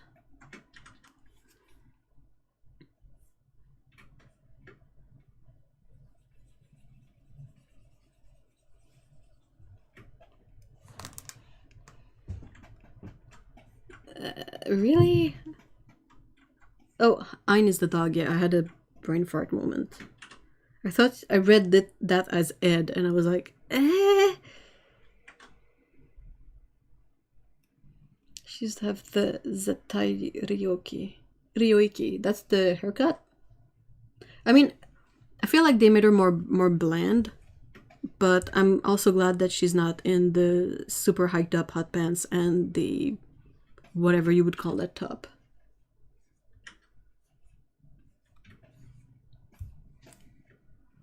It's like not quite, especially when you have Spike and Jet, who looks they both look just like the characters in the anime, like side next to one another, and you're like, oh, okay. But then you get to Faye, and it's like they changed a lot of things, and instead of perhaps trying to keep the personality of the anime version in the design, they kind of went with something that's perhaps a bit bland.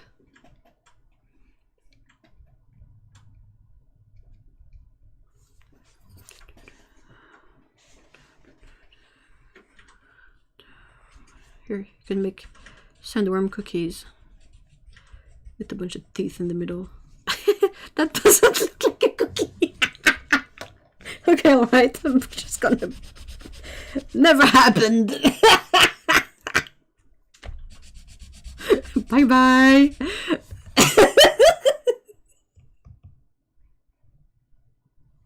Yeah, sometimes your brain doesn't realize what you're actually doing. And when the information gets there, you're like, oh, nope. Oh, I saw that too, though, and I laughed so much. When John Cho said he was worried he was too sexy to play Spike. Come again? What?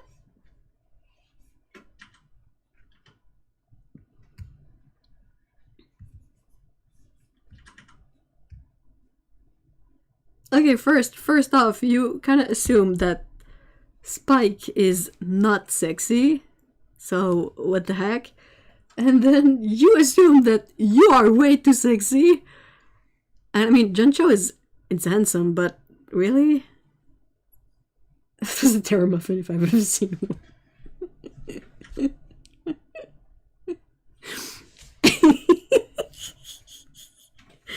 Okay, what else could you put on a Dune cookie? It would have to be like a snickerdoodle with cinnamon in it or something. Or molasses and spice cookie. Gingerbread spice cookies.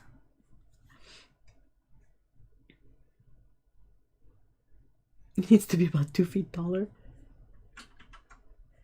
Yeah, Spike has a sense of sexy about him in a brooding lore, but goofy way.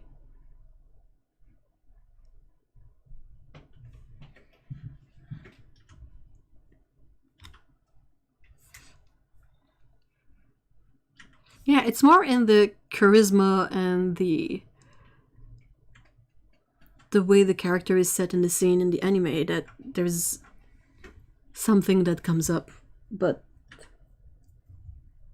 anyway, if Charlize Theron can play Aileen, who knows? Who's that? Spice cookies.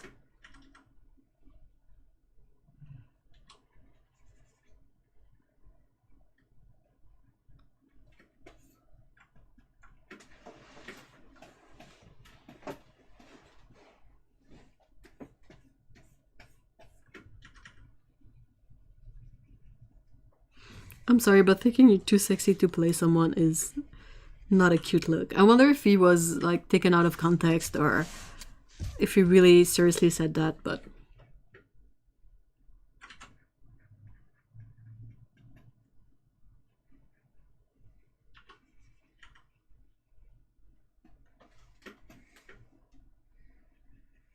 I don't remember what Faye looks like exactly.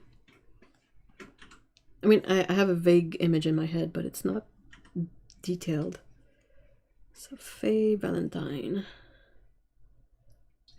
Do you guys know about men Faye?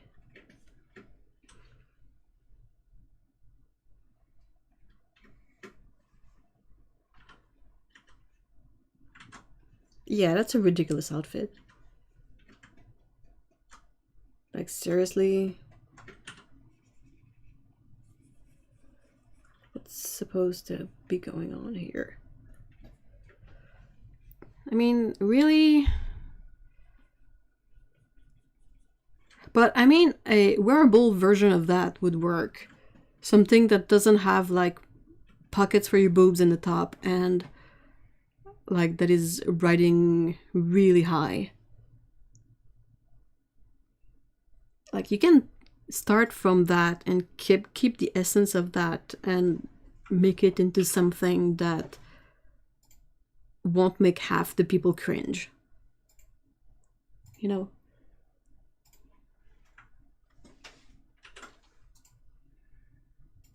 I feel like he must have been. Yeah, I think he must have been. Yeah, she's going bounty hunting in that. And that's another thing that I didn't remember, but Mr. E has a much better memory than I do. And he was remembering like how Faye in the anime, whenever she would be home, like chilling between bounty hunting missions, she would wear like PJs or super comfy gear.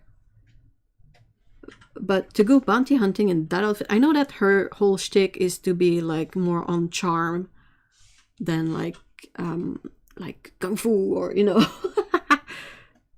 like more charming and all that charisma aspect of it. So I understand the fact that her bounty hunting outfit is more sexy, but it's the boob pocket that kills me. I think she either has a toned down top with Gucci pants or first.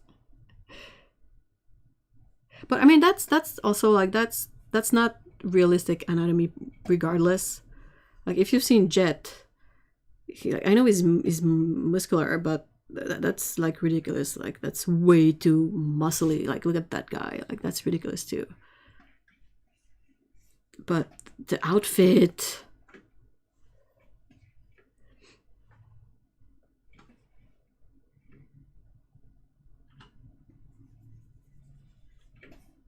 I'm thinking is pinch me.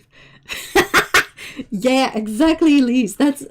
That's exactly like what my concerns are when I look at this outfit and I'm like, I was saying that to Mr. I was like, it's fine if you sit for a photo shoot where you're like, okay, you sit and like a couple of assistants, they come and they sort of put everything right. They place every piece of fabric, every piece of the garment in the proper position.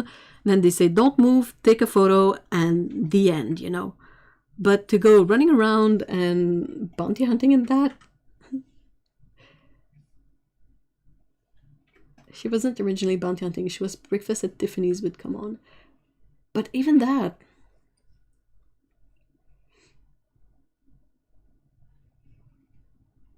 She's a super badass. Which is why I don't think they were fair by her by giving her this outfit. That's the most annoying part as a female person watching cartoons or stories or whatever, is that you have this super badass character and she's awesome, but even though she's awesome and badass, she still has to go all the way down to wearing this for her work to work. I'm like, dude.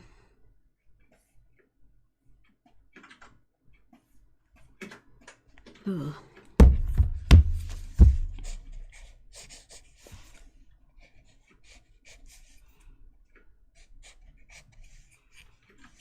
Like, even if you just draw her chest, like, as if it was a real top, it would not have a pocket under it. It would just be like a super short shirt kind of thing. It's like, fine, that's at least that's how it would look. Maybe I should look like how it was cosplayed.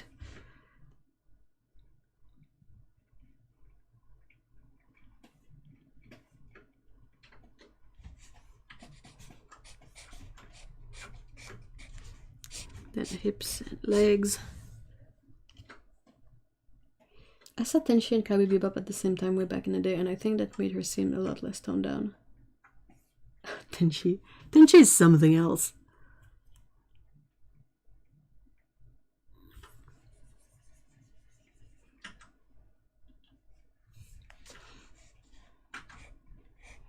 And like actual pants. Like, even if it's super short. First of all, the one thing that's really stupid about short shorts, and I guess maybe not if you're like super duper skinny. I can't say I haven't never been super duper skinny, but they ride up. It's not fun. You spend half your time pulling down on the legs of your stupid ass shorts. So either you get something that's super short and a bit more roomy, but like with something underneath to prevent chafing and discomfort.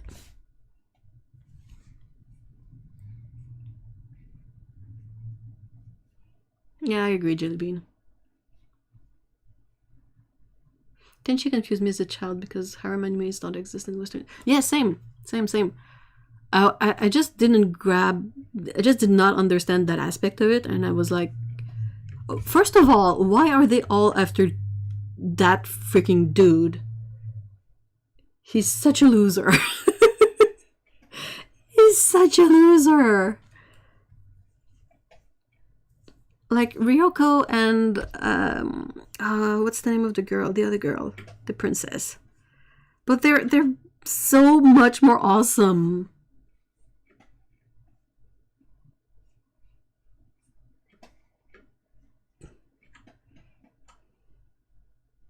Short shorts made me realize I was trans.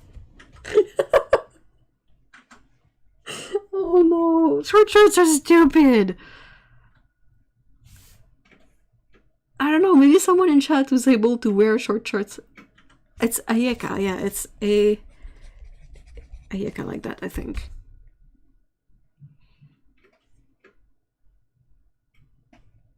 Oh, the kid, was he named...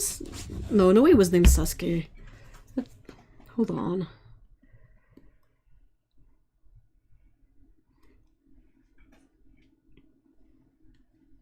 I'm waiting my short to come in the...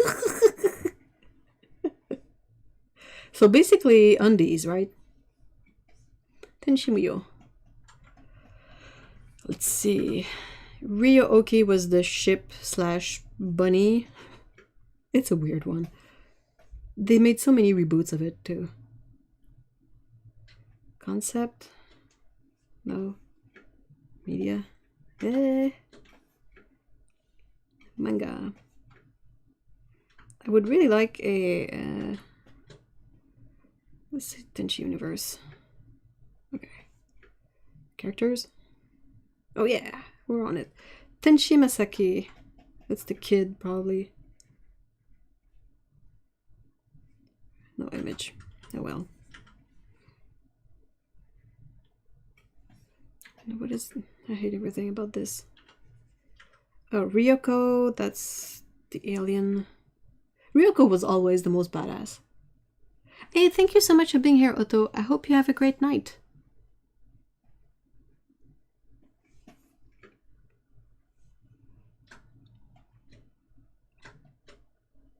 Thank you so much for being here, Otto. Have good dreams. Bye-bye. Yeah, the cabbit. Yeah. So Ryoko was created by Washu. Ayeka, that's the other one. I hate how this wiki page is set up. It's stupid.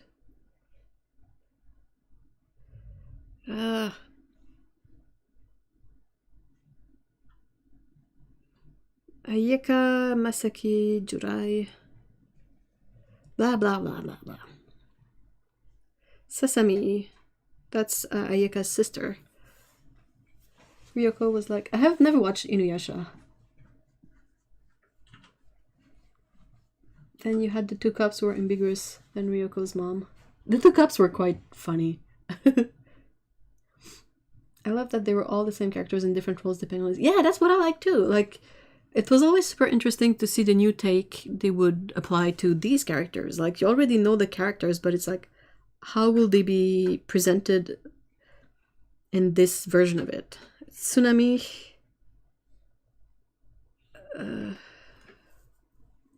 Tsunami. I don't remember. There's no images. Like, images would really help. Mihoshi. Is that the old man? No, it's a girl. Mihoshi. Oh, that's one of the cops, right? Yeah, I think that's one of the cops. Yeah, it's the blonde cop, I think. Ryo-oki, that's the Cabot.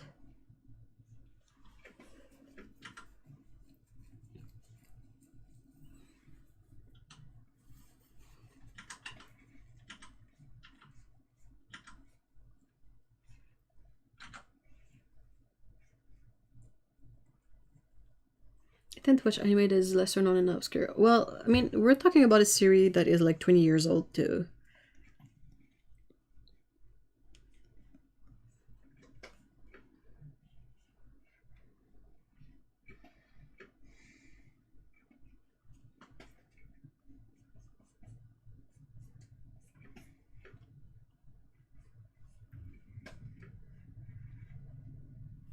I wish there was hold on.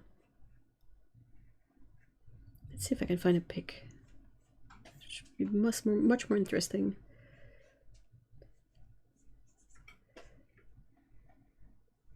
Yeah, I'll take. Oh my gosh, I'm trying to find an image that would not get me banned instantly. Oh, these are all so bad. Can I have one where there's not like an awfully scantily clad person on it? Okay, this one's not too terrible. Okay. So I think these two are the cops. That's Washu, Ryoko, Tenshi, Ayeka, Sasami, Grandpa, and Dad. Like, why are the guys always so freaking creepy in those shows? Like, dude looks like an idiot. Seriously. What the heck?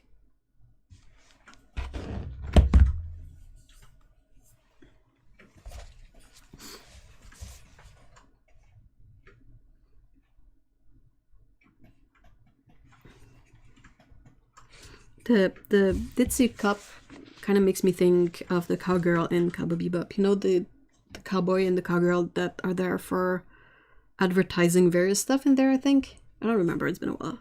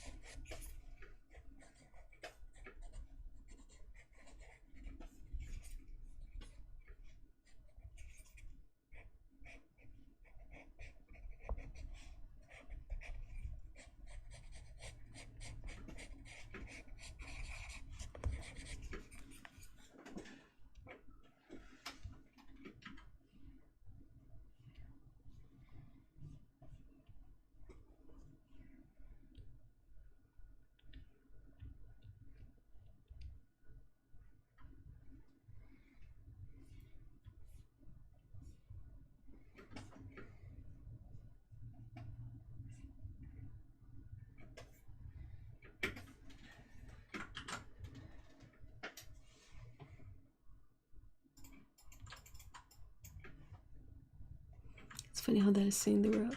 What? I think so. I think I remember that.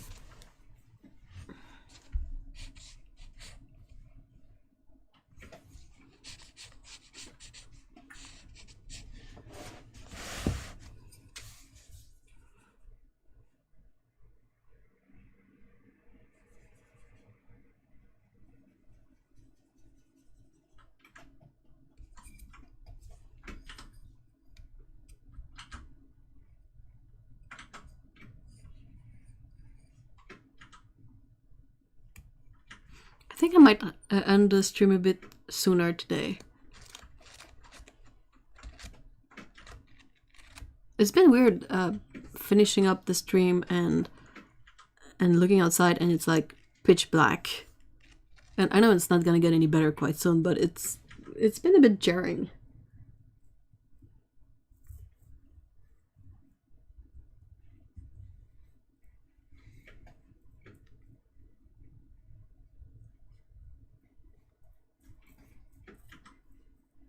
Oh, that's really interesting, Yuri. Oh yeah, this is the most random page. Well, I have other random pages that are from other live streams too. A bunch of various stuff in there. Mostly studies and copies, so...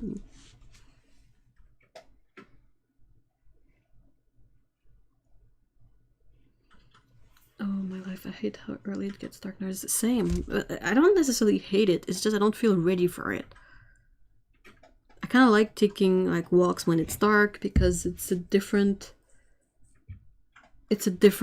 mood, and I like it. I like the snow and the lights in the snow and all that, but it just feels weird to end the stream and then turn around and be like, oh, it's night.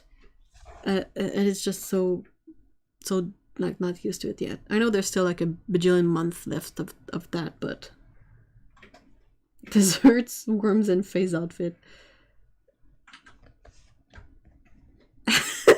Yeah, well, kind of fake phase outfit because she's not wearing that.